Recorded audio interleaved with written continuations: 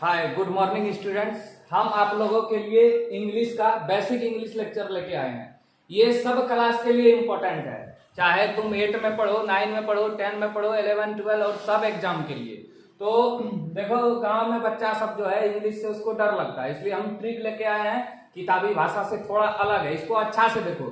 सिर्फ 4-5 दिन के क्लास में ही तुम इंग्लिश बढ़िया से सीख जाएगा। सबसे पहले देखो है क्या, बेसिक इंग्लिश। इंग्लिश की शुरुआत A to Z से होती है, जिसको हम लोग अल्फाबेट बोलते हैं। ABCD, जैसे हिंदी में वर्ण बोलते हैं तो इंग्लिश में अल्फाबेट। अब देखो, जो हम लोग इंग्लिश पढ़ने का शुरुआत करते हैं, सबसे पहले इसमें सेंटेंस आता है। सेंटेंस माने वाक्य। जैसे I am going, I am a boy, I am a student, ये सब है सेंटेंस। सेंटेंस में बेसिकली 3 चीज आता है। सबसे पहले सब्जेक्ट। सब्जेक्ट माने होता है कर्ता, काम करने वाले को हम लोग कर्ता बोलते हैं। अगर हम लोगों को कोई भी सेंटेंस में सब्जेक्ट फाउंड करना है, पूछो कौन। जैसे मैं जा रहा हूं, कौन? मैं। राम खा रहा है, कौन? राम। आंसर जो आए वही हो गया तुम्हारा सब्जेक्ट। सब्जेक्ट पहचानना आसान है, पूछो कौन। दूसरा आता है वर्ब। वर्ब माने होता है क्रिया। कोई भी काम है, सुबह उठने से लेके रात तक सोना, सब है क्रिया। नहाना, गाना, पढ़ना, लिखना, हम पढ़ा रहे हैं, लिख रहे हैं, ये सब भी सब क्रिया है। अब है ऑब्जेक्ट। ऑब्जेक्ट माने कर्म। ये क्रिया के बाद आता है कर्म, मतलब क्रिया का फल जिस पे पड़ता है। जैसे राम आम खाता है, तो राम हो गया तुम्हारा सब्जेक्ट, खाना हो गया क्रिया, और आम जो है वो हो गया ऑब्जेक्ट। ऑब्जेक्ट को कैसे फाउंड करेंगे हम लोग, क्या पूछेंगे कोई क्वेश्चन में। जैसे वह रोटी खा रहा है, क्या खा रहा है? आंसर आया रोटी, तो रोटी हो गया ऑब्जेक्ट। तो इस तरह से 3 चीज हम लोग फाउंड करेंगे और हम लोग का वाक्य बन जाएगा। अब देखो, किसी किसी वाक्य में जो है क्रिया नहीं होती, उसको हम लोग हेल्पिंग वर्ब की सहायता से बनाते हैं। जैसे मैं एक लड़का हूं, कोई क्रिया नहीं है, तो इंग्लिश में 24 को हेल्पिंग वर्ब है। Is, am, are, was, were, shall be, will be, can, could, may, might, इस तरह करके 24 को इंग्लिश में हेल्पिंग वर्ब है। तो मतलब इसका मतलब हुआ, वाक्य जो है 2 प्रकार का होता है। एक होता है क्रिया वाले वाक्य, एक होता है बिना क्रिया वाले वाक्य। जिसमें क्रिया नहीं होगी उसको हम लोग हेल्पिंग वर्ब या सहायक क्रिया से बनाते हैं। ये हमारे सब हेल्पिंग वर्ब है। जैसे मैं एक लड़का हूं, मैं एक लड़का हूं। सबसे पहले इसमें सब्जेक्ट फाइंड करना है, कौन एक लड़का है? मैं। ये सब्जेक्ट हो गया तुम्हारा। अब यहाँ पे देखो कोई भी क्रिया नहीं है, तो इसको हम लोग हेल्पिंग वर्ब की सहायता से बनाते हैं। जैसे आई, आई के साथ क्या लगता है? Am a boy. मतलब जिस वाक्य में क्रिया ना हो उसको हेल्पिंग वर्ब की सहायता से बनाते हैं, और जिसमें क्रिया हो उसमें वर्ब लगा के बनाते हैं। सिंपल कोई भी अगर सेंटेंस रहे, कोई भी, तो उसको बनाते हैं हम लोग subject plus helping verb plus verb की सहायता से बनाते हैं। कोई भी धरती में सेंटेंस हो।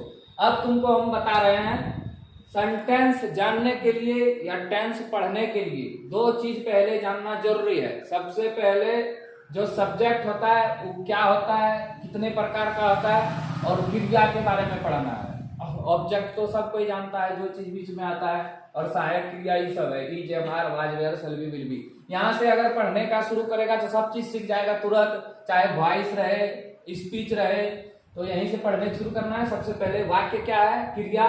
क्रिया में क्या क्या रहता है? सब्जेक्ट रहता है, कर्ता, काम करने वाला। कैसे पता करेंगे? कौन पूछेंगे।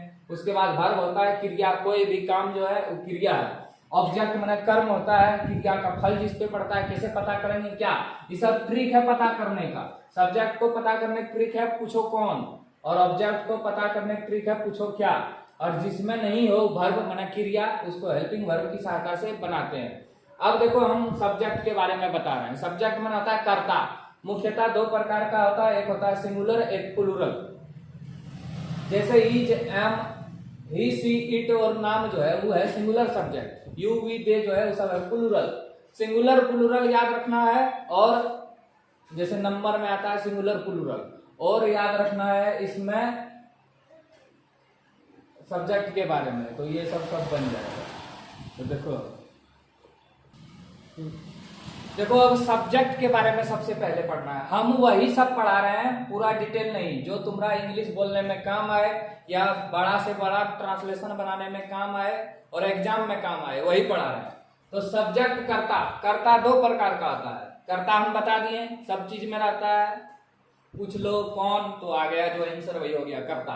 तो सिंगुलर सबसे पहले, सिंगुलर सब्जेक्ट, एक वचन जिसको बोलते हैं। तो पहला है ही मने वह या उसे, लड़का के लिए। उसके बाद है सी मने या वह उसे, लड़की के लिए। इट मने नाम होता है, इट मने या होता है, नेम मने नाम, एक नाम, सिंगुलर नंबर। उसी तरह प्लूरल में मैं या मुझे होता है आई, यू मने तुम लोग, आप, वी मने हम, हमें, हम लोग, हम सब, दे मने वे, उन्हें, वे लोग, वे सब। इसको याद करना है कि इसका इंग्लिश क्या होता है और कुछ नहीं है। सब्जेक्ट हो गया। अब देखो यहाँ, अब देखो कोई भी ट्रांसलेशन हम लोग को बनाने के लिए क्रिया का रूप का पता होना जरूरी है। तो इसका सिंपल ट्रिक है, V1 V2 V3 याद करना है, V4 V5 अपने आप याद हो जाएगा। कैसे?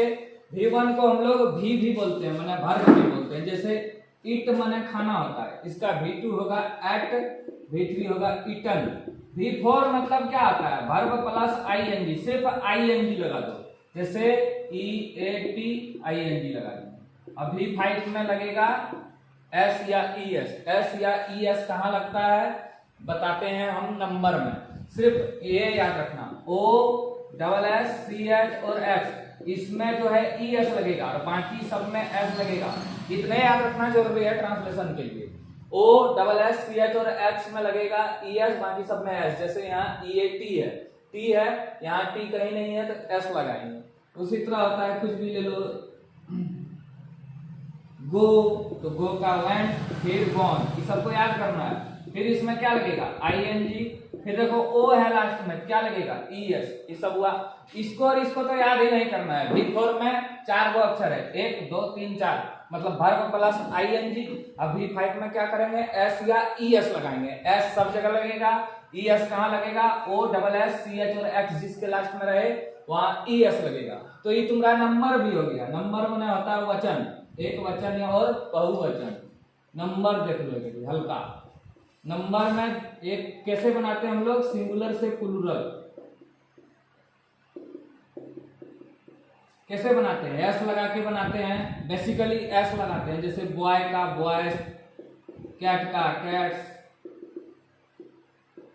वर्ब में भी SES लगता है, और जिसके लास्ट में SSCS X और है उसमें ES लगाते हैं। जैसे बेंच, बेंच का बेंचेस। और क्या है? Mango, mangoes, box, boxes. तो ये सब याद रखना है, थोड़ा नंबर याद रखना है, सिंगुलर प्लूरल कैसे बनाते हैं कि कहाँ S कहाँ ES लगता है, और थोड़ा ये याद रखना है सब्जेक्ट कौन सिंगुलर होता है और कौन प्लूरल होता है, और वर्ब का रूप याद रखना है, V1 V2 V3 V4 और V5। अब सिंपल ट्रिक देखो कैसे बनता है कोई भी सेंटेंस। पहला, सबसे पहले लिखेंगे सब्जेक्ट, फिर हेल्पिंग वर्ब और वर्ब, इस तरह करके बनता है। जैसे देखो इधर, जैसे मैं खा सकता हूं, सबसे पहले सब्जेक्ट है, मैं, खाना हो गया वर्ब, और ये सब हुआ तुम्हारा हेल्पिंग वर्ब। तो सबसे पहले सब्जेक्ट लिखेंगे, क्या है? आई, फिर हेल्पिंग वर्ब, सकता है, सकना का कैन होता है और खाना का ईट होता है। इसमें V1 लगता है बेसिकली, क्योंकि ये हेल्पिंग वर्ब वाला है, आई कैन ईट, मैं खा सकता हूं। अब हम बताते हैं तुम लोग को सेंटेंस का कितना प्रकार होता है, कैसे हम लोग इसको हिंदी में अनुवाद और इंग्लिश में कर सकते हैं। देखो कई बार एग्जाम में क्वेश्चन इस तरह का आ जाता है, आई एम खाली जगह टू स्कूल, यहाँ पे लिखा रहता है गो, यहाँ पे क्या लगेगा? गो लगेगा या गोज लगेगा या गोइंग लगेगा या वेंट लगेगा या गॉन लगेगा, तो पता नहीं होता है। तो पहला ट्रिक है इसमें स्पेशल, 3 ट्रिक में अगर टेंस नहीं हो जानता है तो परीक्षा में सब बन जाएगा। कैसे? देखो इधर, is, am, are, was, were, shall be और विल बी, ये सब रहने पर हम लोग सीधे आंख मूंद के V4 लगाएंगे, माना वर्ब प्लस ING। जैसे ही इज खाली जगह टू स्कूल, ब्रैकेट में लिख दिया है गो, तो यहाँ पे क्या बनाएगा? इज है तो V4 लगेगा, गो का ING।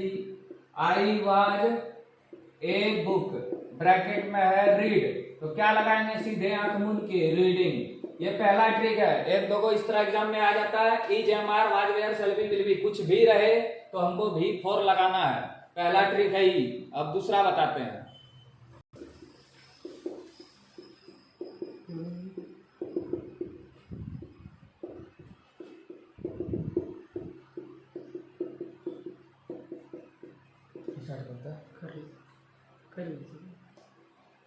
अब हैज, हैव और हैड रहे तो वहां पे V4 लगेगा। जैसे यहाँ देखो हैव है तो आई V3 लगेगा।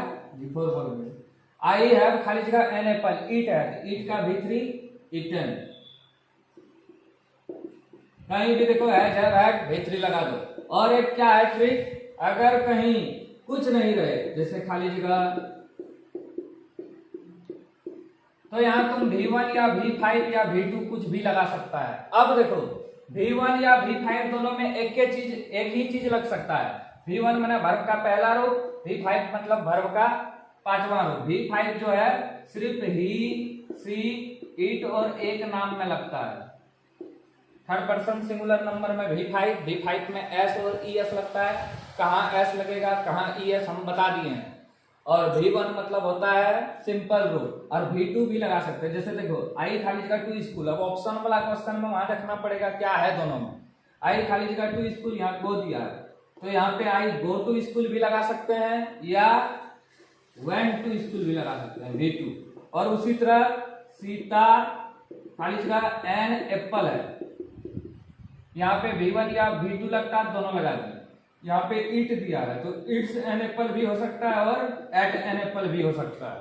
तो ये है ट्रिक, मतलब बिना टेंस पढ़े इसको बना सकता है। कल हम बताएंगे सेंटेंस में अफर्मेटिव, नेगेटिव, इंट्रोगेटिव में बड़ा से बड़ा सेंटेंस को कैसे इंग्लिश में ट्रांसलेट करेंगे। उसके बाद हम टेंस बनाएंगे। ठीक है, थैंक यू।